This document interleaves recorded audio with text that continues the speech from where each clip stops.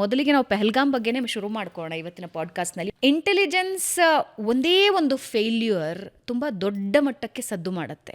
What went wrong sir? ನಾವು first of all ನಮಗೆ intelligence failure ಅಂತ ವರ್ಡ್ ಇದೆ. ನಾನು ತುಂಬ ಬೇರೆ ಬೇರೆ ಪ್ರೋಗ್ರಾಮಲ್ಲಿ ಆರ್ಟಿಕಲ್ಸಲ್ಲಿ ಎಲ್ಲ ಬರೆದಿದ್ದೇನೆ. ಇದನ್ನು ಯಾರು ಕಾಯಿನ್ ಮಾಡಿದ್ದು, ಯಾಕಾಗಿ ಕಾಯಿನ್ ಮಾಡಿದ್ದು, ಈ ವರ್ಡ್ ಹೇಗೆ ಬಂದಿದ್ದು ಅಂತ, ಇದನ್ನು ಯಾರು ಕಾಯಿನ್ ಮಾಡಿದ್ದು? ಇದು ಶುರುವಾಗಿದ್ದು ಫೋರ್ಸಸ್ಸಲ್ಲೇ. There is nothing known as intelligence failure. There is only command failure. If the commander is useless, what sort of an intelligence he will get? Now I am talking at all level. ಈಗ ನಾನು ಒಂದು division ಲೆವೆಲಲ್ಲಿ ಅಥವಾ ಆರ್ಮಿಯಲ್ಲಿ core ಲೆವೆಲಲ್ಲಿ, command level, army head quarters ಲೆವೆಲಲ್ಲಿ ಇದ್ದೇನೆ.